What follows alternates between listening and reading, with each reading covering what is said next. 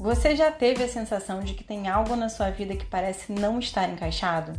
Você sabe o que você quer, sabe o que você precisa fazer e o que você precisa deixar de fazer para alcançar o que você deseja, mas por alguma razão você simplesmente não consegue agir? Ou talvez você nem tenha tanta clareza assim, só percebe que parece que na sua vida você sempre dá um passo para frente e dois para trás? Pois eu quero te dizer que você não está sozinha nessa e que a razão de tudo isso é a autossabotagem. Você também pode chamar isso de boicote, encalacre ou treta. Fique à vontade e escolha o termo que você quiser. Eu sou Patrícia Mello e eu sou a desfazedora das tretas. E quero te dar as boas-vindas ao podcast Diga-me tua treta e te direi quem és. Você me conta a tua treta e eu te conto qual o comportamento e qual o padrão de pensamento sabotador que está por trás disso. Bora lá? Hoje é dia de falar sobre a treta do empreendedorismo feminino. Hoje é dia 19 de novembro, Dia Mundial do Empreendedorismo Feminino. Data essa que foi criada pela ONU em 2014 para celebrar o impacto que as mulheres têm na economia. Segundo os dados da Global Entrepreneurship Monitor, existem 24 milhões de mulheres empreendendo no Brasil, contra 28 milhões de homens, e isso é bastante significativo, concorda? Principalmente no contexto de 2020. Algumas pesquisas realizadas ao longo do ano apontam um aumento da dificuldade das mulheres empreendedoras em lidar com demandas da casa, família e negócios. 20% das entrevistadas disseram que se sentiram ainda mais afogadas no mar de coisas a serem administradas no lado pessoal e familiar. Esses dados são da Rede de Mulheres Empreendedoras, RME, comandada pela maravilhosa Ana Fontes. E falar sobre isso em pleno século XXI ainda é urgente e importante. Por mais que o mundo já tenha evoluído enormemente em diversos aspectos, em muitos países, como o Brasil, por exemplo, ainda convivemos com o impacto social, econômico e cultural do que chamamos de ditadura do patriarcado. O peso de toda uma sociedade construída para o homem e experimentada segundo o olhar do homem. E isso se reflete, por exemplo, no resultado dessa pesquisa conduzida pela RME. E isso tem um impacto maior do que a gente imagina no nosso inconsciente feminino, principalmente se a gente acrescenta o dado de que 44% das mulheres que empreendem se lançam nesse campo por necessidade ou por escassez de emprego, o que acaba promovendo um próprio direcionamento da concentração de mulheres empreendendo em tipos específicos de negócios. E com isso eu quero abrir algumas frentes de reflexão sobre o empreendedorismo feminino aqui nesse episódio. Quando a gente fala do impacto da sociedade sobre a nossa individualidade, é preciso atenção. Nenhuma de nós é uma ilha, ou seja, você, assim como eu, não existe sozinha. Os pensamentos que eu tenho, as coisas que eu acredito, os valores que eu tenho, as dores que eu carrego, os medos que me assombram, tudo isso nasce e cresce a partir do meu relacionar com outras pessoas e com a própria vida. E, obviamente, eu tenho a minha própria responsabilidade sobre isso. Isso porque, apesar de não poder controlar o que o outro pensa, sente ou faz, eu posso sim controlar o que eu penso, sinto e faço, desde que eu invista no meu autoconhecimento, em aprofundar nas camadas do meu ser e em fazer consciente muitos aspectos que são inconscientes na minha mente. E quando a gente fala dos níveis de consciência, é importante lembrar que, ainda que eu não tenha passado por uma experiência traumática individualmente e que, portanto, não tenha isso instalado na minha consciência individual, isso pode sim estar na minha consciência familiar ou na minha consciência coletiva.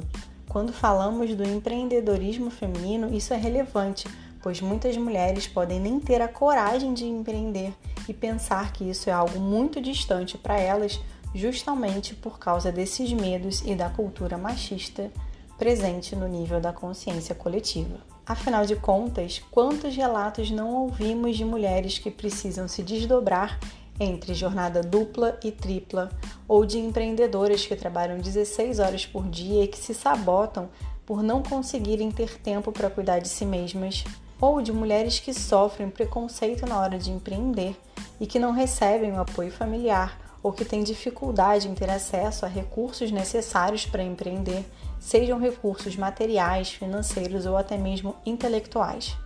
Fala a verdade, quantas vezes nós não ouvimos frases do tipo: para uma mulher é 2 vezes mais difícil pelo simples fato de ser uma mulher? Agora imagina o quanto isso afeta o simples pensar em empreender. E é claro que tudo isso tem ainda mais impacto sobre as mulheres que efetivamente decidem se lançar na jornada, na empreitada do empreendedorismo. Naturalmente, a ação que flui a partir desses pensamentos, conscientes ou inconscientes, é uma ação que parte do instinto de sobrevivência e do mecanismo de defesa. Ou seja, ações que partem do mesmo local no nosso cérebro que ativa os nossos padrões sabotadores.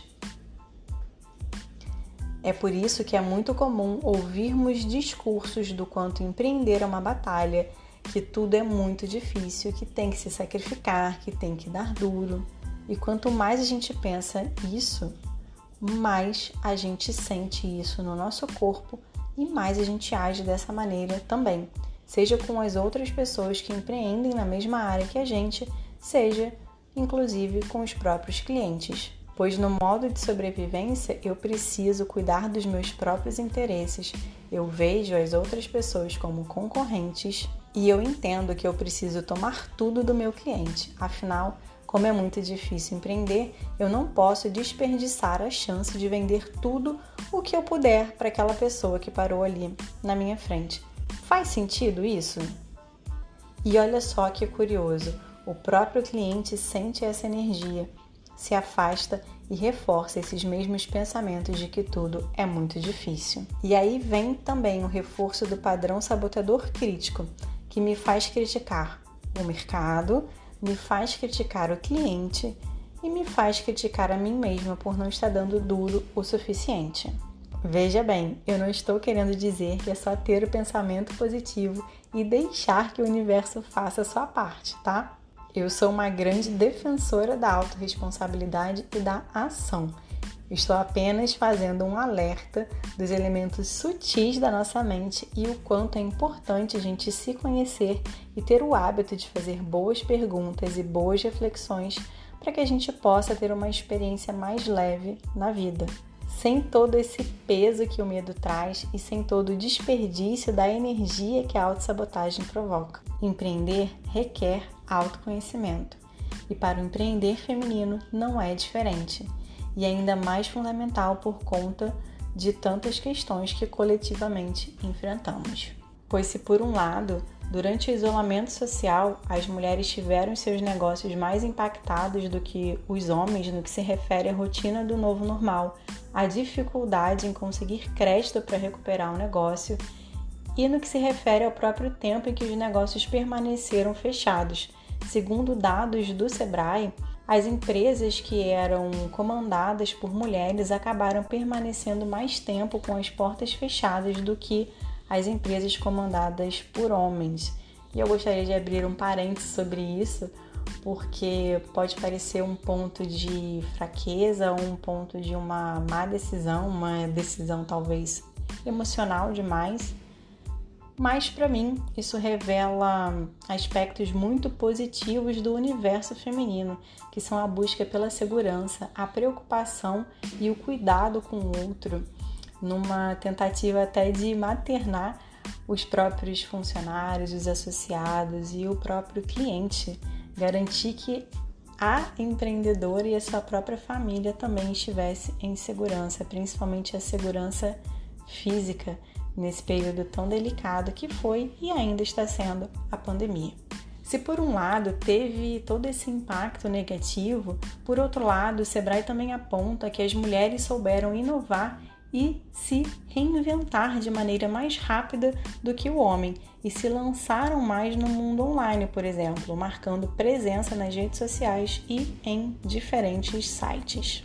E aqui, mais uma vez, eu chamo a atenção para o peso do coletivo, pois não é fácil colocar a cara nas redes sociais para divulgar o seu trabalho ou seu serviço, se posicionar, compartilhar fatos, dados e informações que você considera que irão gerar valor ao outro, expor o seu dia a dia e tudo que você faz pelo seu desenvolvimento pessoal e profissional e receber de volta opiniões não solicitadas sobre a sua beleza ou, abre aspas, ausência de beleza, ser assediada por pessoas sem noção ou ser atacada por sua não conformidade a outros padrões sociais e culturais. E num mundo tão conectado e tão digital como é o nosso mundo hoje, pensar em um negócio sem presença online é praticamente impossível, é quase uma sentença de falência do próprio negócio.